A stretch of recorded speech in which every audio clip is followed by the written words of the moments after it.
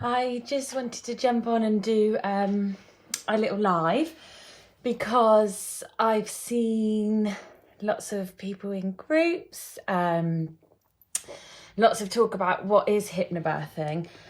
And so I wanted to come on and say just kind of 5 points about hypnobirthing and a bit of a misconception busting session. People usually think that hypnobirthing is just for people who want a natural home birth with no medication or no pain relief. So I just wanted to come on and do 5 things that maybe you didn't already know about hypnobirthing and 5 reasons to give it a try. So a little bit about me. I'm Vicky. I have got 2 boys who are 4 and almost 2. And I used hypnobirthing throughout both of my pregnancies and births. They were both really different, and I trained in 2 different methods, and then came upon the course that I teach now. The kind of misconception also is that hypnobirthing can't be used for hospital births or cesarean births, and actually the most common reaction I get from my clients is, why did nobody tell us this? Why doesn't everybody know this? So it's just an all-round antenatal education with a focus on positivity and a focus on feeling empowered and birth choices. First kind of point and first thing that's really, really important in hypnobirthing is the physiology of birth. What is actually happening to your body when you have a baby? In school, I think we do maybe 1 science lesson on having a baby, and it looks like a woman laid on her back screaming, and it looks awful, and the boys leave and go, unlucky, and the girls leave and say, oh, that looks awful. Actually, when you start to learn what your muscles are doing, you realise that it kind of almost takes away some of that element of fear, because you know how your muscles are working effectively, how they're working to keep your baby in, to grow your baby, and how the pair of muscles in the uterus work to birth your baby. So there's a woman on BBC News maybe a couple of weeks ago who gave birth in a coma, and one of my clients asked me about this, and they said, well, actually, is this because her body knew what to do? And exactly, it's why you hear the stories of people who didn't know they're pregnant, because your body does know how to birth your baby. It's just bodies are very good at giving birth, but brains are not so much. So knowing exactly what's happening to those muscles and how they're moving can really help to alleviate some of that fear, to know what's happening. It's like walking into a job interview. If you've never met the people before, you've never been to the place, you've never seen the building, it's much more nerve-wracking, and you're much more tense, you're in fight or flight, a lot more fear than if you're going to a job interview where you've already met the person, you know what the room's going to look like, you've done loads of prep, you know what's happening, you know how the interview's going to go, you feel calmer. So by knowing what your body is doing, that has a really positive impact. And that leads me on to point number 2, which is the power of the mind. This is often, really where people think of the misconception of hypnobirthing, because they think, oh, well, you're going to hypnotise us so that I can't feel any pain, or being positive isn't going to change the outcome of my birth. Actually, there is science and evidence-based research that says different to that. we really value the role of sports psychologists and sports scientists and athletes. If an athlete is going to a race, before that Olympic gold medal, they look in the mirror and they say, you can do this. You're going to be amazing. You've got this. You know what's happening. They visualise winning the gold medal. They visualise crossing the finish line. In our society, we tend to go into labour and birth saying, this is going to be awful. This is going to be horrific. All those horror stories that we've filled our heads with. So actually, the power of the mind is huge, and part of the course is teaching positive affirmations. And you've probably seen my really brightly coloured yellow positive affirmation cards that I sell on Etsy and on my website. They've been really popular in lockdown for that point. They're positive. They're spreading positivity. Lots of people put them around their house. They say, you're safe. You can do this. You're prepared for birth. You're practicing so that you're prepared for birth. Mentally, those positive affirmations have a huge effect on how we feel about labour and birth and about how empowered we feel. In the same way that before that Olympic gold medalist runs that kind of first race, they say, I can do this. So they're really powerful and they're really important. So positive affirmations are a great aspect of the course, and they link back to that power of the mind. And I say it a lot, where the mind leads, the body follows, because we have control over how we're feeling. That control over how we're feeling can then directly impact upon the muscles of the uterus, bringing back to my first point on physiology of birth, because your muscles cannot work efficiently without good quality oxygenated blood. And if you are in flight or fight mode response, fear, like this, your good quality oxygenated blood is in your arms and it's in your legs, because that's that kind of caveman view is saber-toothed tiger, woolly mammoth, run. We don't need that in birth. So it's just training how to keep your mind relaxed and your body relaxed. So yeah, my second point, the power of the mind is huge. Linking back to number one again, physiology of birth, is the environment that we choose to birth in. We, humans are mammals, and so we birth like mammals. That's how it works. We give birth to our young. And if we think about what other mammals need, if we think about pets or cats, they go usually to a small box under the bed, or they go somewhere private, they go somewhere dark, they go somewhere where they're not being watched. When we think about cows, usually they go into the calving barn, or they wait till nighttime when it's dark. So wild animals, in the wild we'll find a safe, secluded space. How that links back to us is this kind of view in society that we have of birth, is that we know these things about mammals and we know how mammals birth, but we also think we also do exactly the opposite. So we know mammals need to feel safe and need to feel unobserved to give birth, yet we tend to go to a hospital, which is not usually a place that we think is safe. We think of hospitals as being somewhere that makes us, thinking about the power of the mind, makes us tense. And then we have bright lights and we have people watching. That is not conducive to feeling comfortable. It's not conducive to feeling relaxed. So my third point is about environment. Where and how we give birth affects our experience, and the environment is really important. So like I said at the beginning, misconception, hypnobirthing is for hippie home births, drugs-free natural births. Not at all. It's just about taking control of the environment.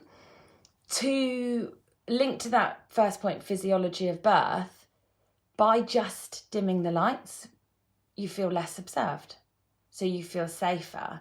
So that's kind of a quick thing that you can do to make that environment your own. You can make sure you're feeling calm in that environment. I always say to my clients to think about their 5 senses and how those trigger you to feel calm. So you could have dim lights with fairy lights or candles, or battery powered tea lights in the hospital. Midwives are really used to that. You can think about what you can smell. So an essential oil that makes you feel calm. Lots of people choose lavender on a tissue or near you, or if you're at home, clary sage oil burning. That can help to trigger you again, to be another kind of contributing factor. Physiology of birth, and then how you feel about it. Eating and drinking. People forget when you're in fight or flight, so when you're in that parasympathetic nervous system of fear, running from the saber-toothed tiger, you don't tend to remember to eat and drink. You don't feel hungry in that state. When you're calm, and actually often hypnobirthing mums will eat and drink right up until before their baby's born. Because if you think about what I said about the muscles and how the muscles are working, they're working at full capacity to birth your baby. So your uterus muscles are working at full capacity. So they need good quality fuel. It's like running a marathon and not having anything throughout. So a Lucozade or your favourite chocolate bar is going to keep fueling those muscles efficiently. If you haven't had anything for 2 days because you've been in this state of this, your muscles aren't going to work as well. Your muscles aren't going to have that good quality oxygenated blood and be, working optimally. And that's where the pain element can come into it. So if we're like this, fear, tension, pain, it's kind of a cycle in hypnobirthing where your muscles can't work efficiently to birth your baby. So yeah, environment is really important, and thinking about all of those things. Also, birth partners are so important for your environment, to make sure that they are aware and they're supporting you. You and your birth partner are the expert on your baby. I say this all the time. You are the biggest expert. Nobody knows your baby better than you and your birth partner. No midwife, no doctor, obstetrician will know your baby better. So kind of having faith in each other and knowing that birth partners know what to do to keep you calm, to keep you in this sympathetic, calm nervous system, to make your muscles work effectively, to remember the power of the mind and how you can be calm. So yeah, that kind of leads into my fourth hypnobirthing tip, is birth choices. I see loads of posts on Facebook where people are asking for help with birth plans or birth preferences, whatever you choose to call them, and people say, don't bother with a birth plan, it'll all go out the window when you get there. Actually, most of the beauty of doing a birth plan or birth preferences is being informed about your choices. I hear lots of the language, I wasn't allowed to do this, or the midwives had to induce me. When I ask people more questions about this and they say, so you chose to have an induction, what was the reason? And there's lots of people don't know. And it was just almost a conveyor belt of birth. So having all of the knowledge on choices helps you to step off that conveyor belt of birth a little bit and to say, I'm going to choose to accept this induction. And is it medically necessary? have we, the kind of acronym for the course is brains. So ask, what's the benefits of this? There's benefits of everything. So what's the benefits of accepting an induction today as opposed to waiting a week if things might start to happen naturally? What's the risks? There is a risk to everything. There is a risk to vaginal examinations. There is risk to inductions. The World Health Organization says that induced labours are often more painful and lead to a greater level of intervention. So that is a risk. So benefits, the risks, the alternatives. What other choices have we got? Could we go away for a walk? Could we try some natural methods of induction? Could we come back in an hour when I've calmed down? I'm in my sympathetic nervous system. Could we think about the hormones needed for birth and how then we can get those going to, help bring baby on naturally? So you need oxytocin to give birth. Adrenaline blocks that. So adrenaline is the blocker of oxytocin. So how can we get that going? So benefits, risks, alternatives.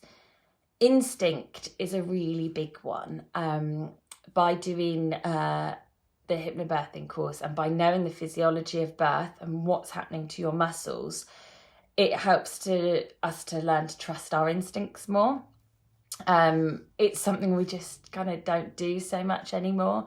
I know I get up in the mornings, sometimes before I've even opened the curtains, and say, hey, I'm going to say it and it's going to go off, but hey Google, what's the weather today?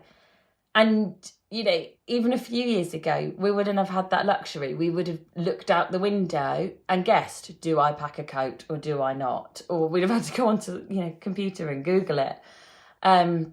So we don't use our instincts as much as we used to, and instincts are really powerful in birth. That kind of instinct where you hear lots of mums go to the toilet and their babies are born in the toilet, that being because we're mammals, we're looking for a small space, we're looking for somewhere that's unobserved and a safe space and where we feel comfortable, so they go to the toilet. Benefits, risks, alternatives, instinct, and then the last one is nothing. So what happens if we do nothing? Is this an emergency situation? Is this induction clinically justified? Is this use of an intervention, for example, forceps, is this clinically justified right now? Or could I have an hour to move around and, change position, try on a birthing ball? What else could I do rather than accepting this intervention or change in preferences right now? And that's not saying, never accept an induction. You can still have a really positive induced birth, but it's just being prepared and knowing what you're going into. Like in that first point, that job interview, knowing what is happening, knowing how that induction impacts upon your muscles, knowing how to keep calm during that procedure, that intervention. So yeah, choices are a really, really big part of the course. And the World Health Organization says the caesarean birth rate should be around 15%. And in England, the caesarean birth rate is 33%. So, and there's such a huge variation in loads of different countries that we think, why is there such a huge variation?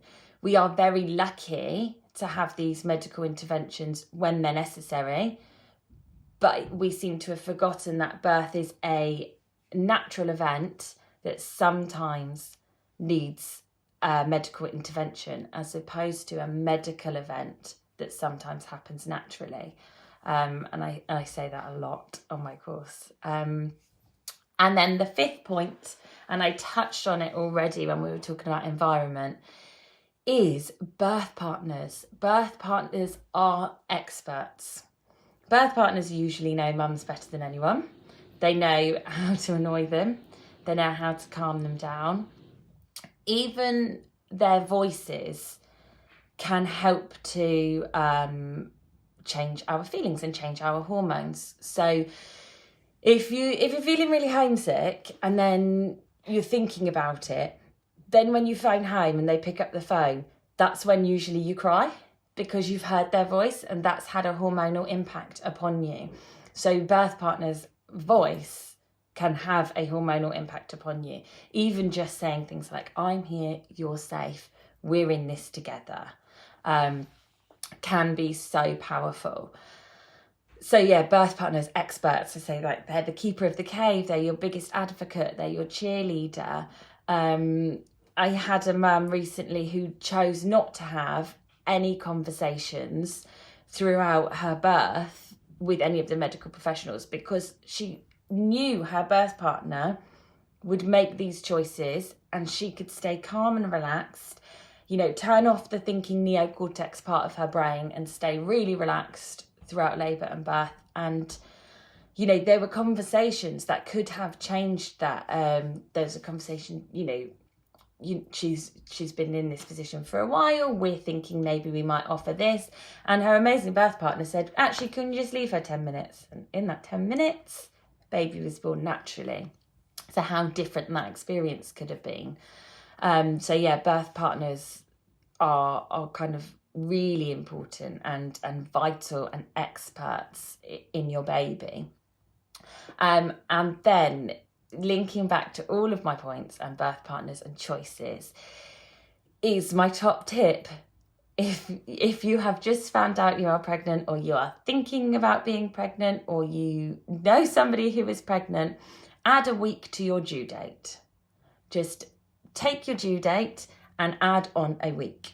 The reason I say this is because World Health Organization, again, says normal length of pregnancy is anywhere between 37 and 42 weeks. Okay, so we should maybe not focus on a date. Only 4% of babies come on that due date. So psychologically, all of our gearing up and all of our excitement towards this one date, very small chance that your baby will be born on that day. 11% of babies come before their due dates. So, okay, it's not very much. So 15% of babies on or before their due dates. The rest of babies are late. That tells me something about how we calculate due dates, because it's wrong. Because if we calculated due dates correctly, we would have 50% of babies come before their due date, 50% of babies come afterwards. So by adding a week to your due date mentally takes the pressure off this date that we automatically put onto ourselves and say, baby will be here then. We tend to wipe our calendars at 38 weeks and say, right, okay, baby could come anytime. So actually at 41 weeks, book a date night, book a massage, book, at the minute you can't book very much, but book something that you are looking forward to, because that brings your date on a week and it gives you something else to look forward to mentally. The calculation of due dates in our country is not accurate. If you go to France, for example, they calculate your due date at 41 weeks. Kenya, 43 weeks. And then lots of places in America would like to deliver babies at 39 weeks. So actually, baby will come when baby is ready and without this huge kind of pressure. Linking back to my second point where I said the power of the mind, it puts a lot of pressure on babies if we think, right, that date, it's circled in our calendar, that's when baby's coming, and after that they are late. And how we feel when someone's late, it's anxious, it's worried, what's wrong? Why? Where's my baby? They should be here, they're late. Which produces kind of all of that adrenaline, that cortisol, stress hormones. We talked about it, that blocks that oxytocin, birth hormone that you need, and then can become a really stressful event. And that's even before choosing to accept a medical induction. So add a week to your due date and start using positive affirmations when we talk about birth and pregnancy. And if, like me, you work in a staff room full of women, do not let anyone tell you their negative birth stories, because that has the same impact, the power of the mind. It is absolutely acceptable if you are pregnant to say to somebody in work, sorry, do you mind if I stop you there? Could you just please keep only tell me positive birth stories? One born every minute is a drama. It is not an accurate representation of birth. When they were asked to show a hypnobirth on One Born Every Minute, the producers said, no, it is too boring and no one wants to watch that. So yeah, positive, watching YouTube videos of positive births, reading positive birth stories, those positive affirmations all around your house, and choices, and being prepared are my top tips on hypnobirthing. But if you have any more specific questions about hypnobirthing or want to know more of what's covered in the hypnobirthing course, then feel free to email me or go through my website. And then I've got 3 dates coming up in January and February for some longer Zoom taster sessions. So there's big opportunity for Q&A at the end, and a little bit more just showing you some more visual representations of what I've been saying. And also, if you are interested, I have got my hypnobirthing essentials cards that are on my website as well. They come, so one side is all beautiful positive affirmations and those kind of power of the mind, positive affirmations, and then on the back is some hints and tips and tricks for keeping calm throughout labour and birth. So feel free to message me afterwards, write a comment underneath and say if you've got any questions or anything else that you might like to know about hypnobirthing. But thank you very much.